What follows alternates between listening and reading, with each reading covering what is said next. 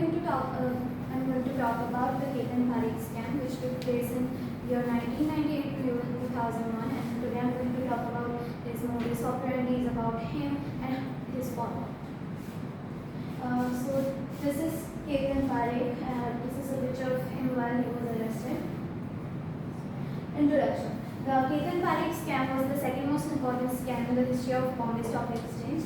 And ironically, Ketan Parekh was an intern of Harshad Mehta, and he learned his trading from the Pied Piper of BSE. And Pied Piper means a leader who attracts other people with riches and advantages and then leads them to their doom. And the Pied Piper of Bombay Stock Exchange is an adjective used for Harshad Mehta. And he was able to achieve similar feat as Harshad Mehta, and he was able to create 200% of annual return on some of his stocks. So basically, એમાં એવું કીધું છે કે એ જે એનો scam હતો તે second most important scam હતો બીએસસીનો, અને એના જે મેન્ટર હતા તે હર્ષદ મહેતા હતા. અને એમને છે ને કેતન પારેખને અમુક સ્ટોક્સ પર એન્યુઅલ 200% રિટર્ન મળતું. About Ketan Parekh, even though being an intern of Harshad Mehta, in his demeanor, he was nothing like Ketan Mehta. He was a soft-spoken and unassuming guy that you would mistake for being an average person on the street.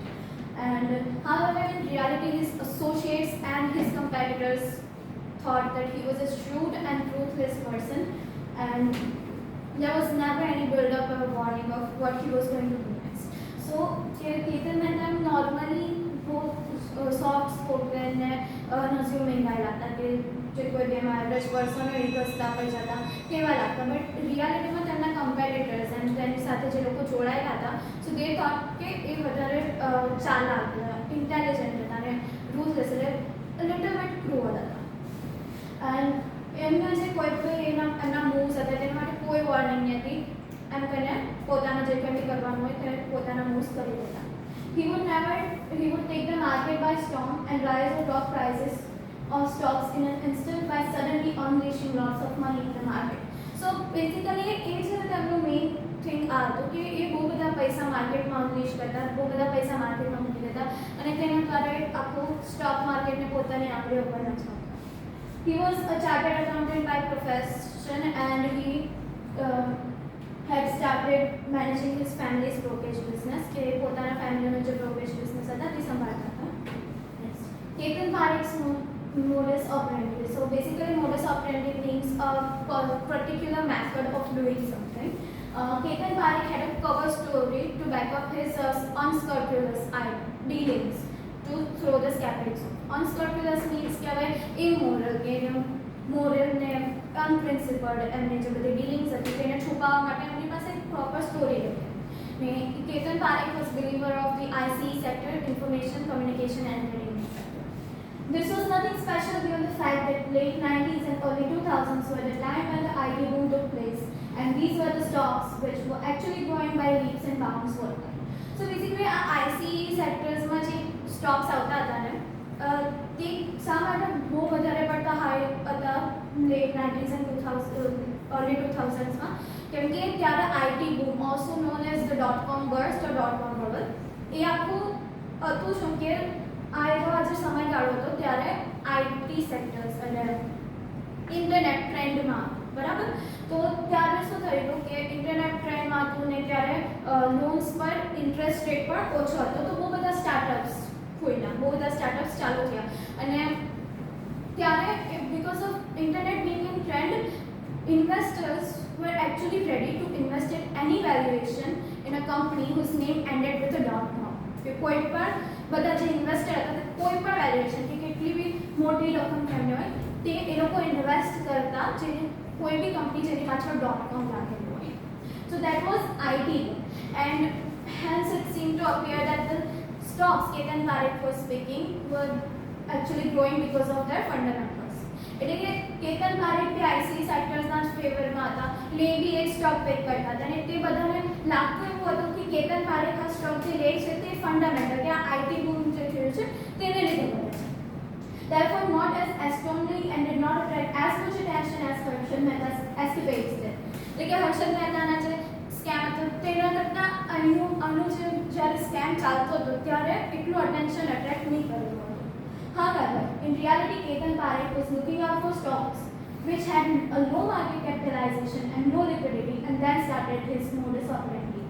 So, basically, market capitalization means a particular company's total shares into its share price, and low liquidity means these low liquidity shares are actually hard to sell, and like particular time હોય તેટલામાં તમારે શેર્સને cell કરવા પડે, નહીં તો તમને બહુ મોટો loss થવાની શક્યતાઓ છે. તો એ ટાઈપના શેર્સ શોધતા હતા, and then started his modus operandi. So એમની જે આખી સ્કેમ કરવામાં જે એમની મેથડ હતી, it is also known as the pump and dump method. So he would unleash a lot of money, he would pump a lot of money in a particular company and buy somewhat 20% to 30% of a company's shares. Okay, so it's a huge investment, right? So because of that huge investment, the company's share price would grow, and because of the leap in company's share price, other investors would get attracted because it's growing, and other people would also invest in that. Okay, and because of that, the share price would go higher.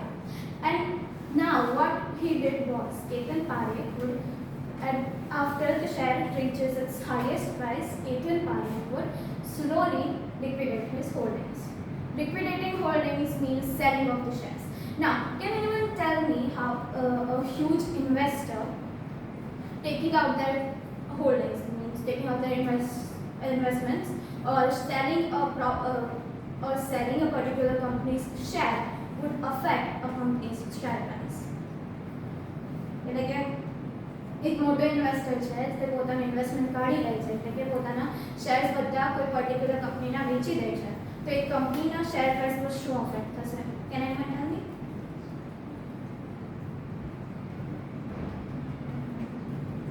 Anyone? તમે કોઈ કંપનીમાંથી investment આખું કાઢી નાખો તો તે કંપનીના share price પર શું અસર થશે? Exactly, the share price would go down. So this was actually his method of doing his scam. કે આખો એ સ્ટોક ઇન્વેસ્ટ કરશે ને પછી બધી પોતાની હોલ્ડિંગ કાઢી નાખશે, એટલે એમણે તો હાઈએસ્ટ પ્રાઇસ પર પોતાના શેર વેચી કાઢ્યા, રાઈટ? પણ બીજા જે ઇન્વેસ્ટર હતા તેમને ખોટ ગઈ, કેમ કે શેરના પ્રાઇસ ઓલરેડી નીચે પડી ગયા હતા. K10 stocks. So આમની જે મોડસ ઓપરેન્ડી છે, for that he chose specifically 10 Indian companies, and in a 10 Indian companies na je shares હતા, they were known as the K10 shares, and in those companies there were Pentamedia Graphics, HFCL, Himachal Futuristic Communication Limited, GTL, Global Telesystem Limited, Silverline Technologies, Ranbaxy, Z Telefilms, Global Trust Bank, DSP Software, Aflac Infosys, and SSI. The illegal deals. So the problem in Ketan Parekh's dealings was twofold. Came on that problems. The first one was insider trading. Now, what is insider trading basically? So when a company's promoters, basically a company gives money to a broker to drive their shares up in price. Okay, that is called insider trading. So now he was actually involved in insider trading. He would accept money from the company's promoters, and then promoters to take their share prices up. And this being insider trading, it was already a crime, so he was already in trouble. And because of his insider trading, scripts of virtually unknown companies rose unimaginably. Like not so famous companies. Okay, so in a share prices होती थे वो વધારે પડતી ऊपर जाती. Like for an example, Visualsoft, there was a company Visualsoft, and its share prices rose from 625 rupees to 8,448 rupees, and the other was Sonota Software, which share price was actually 90 rupees, and after his insider trading it rose to 2,936.60 rupees. And the second was MMCB Mathurapura Mercantile Bank, the Mercantile Cooperative Bank, the unsecured loans for the interim duration. So basically Ketan Parekh embezzled the whole MNCB bank. Embezzled them of money, means he stole money from MNCB bank. So he started with buying the MNCB bank's shares firstly and winning the trust of their officials. So and then after winning the trust of MNCB bank's officials, he persuaded them to lend him loans against securities. So loans against securities is like suppose I want a loan for 10,000 rupees. So and I have securities, not money but securities of 11,000, and I give those securities to the bank, and the bank would lend me 10,000, the loan of 10,000 rupees. So that is loan against securities. But and the loans were in form of a pay order, banker's check also known. But all the pay orders were rated extent that was permitted by law. So જે securities Ketan પારેખે આપેલી હતી તેના કરતાં pay order actually વધારે limit નહોતો, જે actually લો દ્વારા જે પરમિશન આપવાની હતી તેના કરતાં एक्चुअली વધારે કિંમતનો પે ઓર્ડર હતો. Okay, bank crossed its prescribed limits to lend against securities. So bank પાસે એક લિમિટ હોય કે આટલા સિક્યોરિટીઝની અગેન્સ્ટ તમે આપી શકો છો, બટ એની જે પ્રિસ્ક્રાઇબ્ડ લિમિટ્સ હતી, એની જેટલી લિમિટ્સ આપવામાં આવી તેના કરતાં ક્રોસ થઈ ગઈ. અને after then the bank started giving him unsecured loans. So unsecured loans is basically when you give loan you don't have any security of repayment, કે માણસ તમને પાછો પૈસા આપશે કે નહીં તેની કોઈ તમારી પાસે સિક્યોરિટી નથી. So that is, and because of that MNCB bank had to recover 1,100 crore rupees. The BOI scandal, Bank of India, we also defrauded Bank of India. So the funds of Ketan Parekh were secured from banks and financial institutions. So Ketan Parekh ने obviously બધા scam કરવા માટે પૈસા જોઈએ અને તે માટે જે ફંડ્સ એમણે લીધેલા હતા તે બેંક પાસે ને financial institutions પાસેથી લીધેલા હતા, and those were actually the money of ordinary people. The news of scam first came in limelight when BOE alleged that Parekh had defrauded them to the tune of 137 crore. Ketan Parekh obtained pay orders from MNCB without providing sufficient securities. એટલે કે MNCB પાસેથી પૈસા pay orders લીધા, તેમને securities ઓછી આપીને, and after that the pay orders were discounted with BOI in Mumbai, and proceeds were used to drive up shares. And એના પછી તેમણે BOI માં જઈને ડિસ્કાઉન્ટ પર પે ઓર્ડર લીધા. એટલે સિમિલર જ થયું કે સિક્યોરિટીઝ ઓછી અને પે ઓર્ડરની રકમ વધારે, એન્ડ એને બી શેર્સની પ્રાઇસ હાઈ કરવા માટે એને યુઝ કરેલા. BOI initiated recovery proceedings against Parekh in DRT in 2001 and obtained the order of arrest and detention in civil prison. So ત્યાર પછી આ બધું થયું ને પારેખે તેમને રિકવરી નહીં આપી, તો એને લીધે એમણે 2001માં BOIએ DRT, ડેટ રિકવરી ટ્રિબ્યુનલ્સ, એટલે એ બેઝિકલી બેંકની સ્પીડી રિકવરી, બેંકના જે લેણા છે તેની સ્પીડી રિકવરી માટે, જે કે it is for the speedy recovery of the debt payable to bank by customers, and obtain the order arrest and detention in civil prison. ને પારેખને એક અરેસ્ટ વોરંટ મળી અને તેમને સિવિલ પ્રિઝનમાં એઝ અ પનિશમેન્ટ 1 વર્ષ માટે હતું. GTB, Global Trust Bank, transferred sum of 4 billion rupees which were never returned.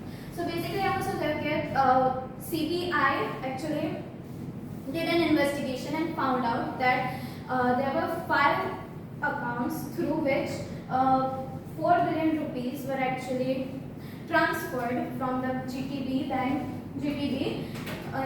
GTB's headquarters in Hyderabad. Like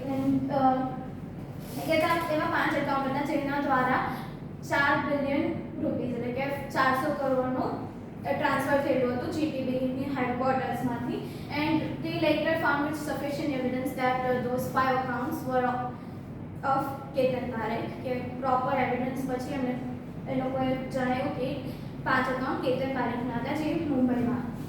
next, the fallout. So basically આપણે કેતન પારેખ પોતાના જે મેજોરિટી ટ્રેડિંગ હતું તે CSE કોલકાતા સ્ટોક એક્સચેન્જમાં કરતા. He conducted majority of his trading in CSE, but he actually didn't trade from his account, but he actually instructed the brokers to trade on behalf of him. એ જે Kolkata stock એક્સચેન્જમાં trading કરતા તે પોતાના અકાઉન્ટથી નહીં કરતા, but એ છે ને તે બીજા બ્રોકર્સ જે છે તો તેમને ઇન્સ્ટ્રક્ટ કરેલું કે આટલું મારી જગ્યાએ તારે બાઇંગ એન્ડ સેલિંગ કરવાની. એન્ડ એ બ્રોકર્સને કેતન પારેખ એકચ્યુઅલી કમિશન આપતા, even if they lost money, even if they did good. The first March BSE Sensex crashed 176 overnight. So here start time no follow here. Immediately after the budget was presented of 2001 and 2002, the BSE Sensex crashed up to 176 points.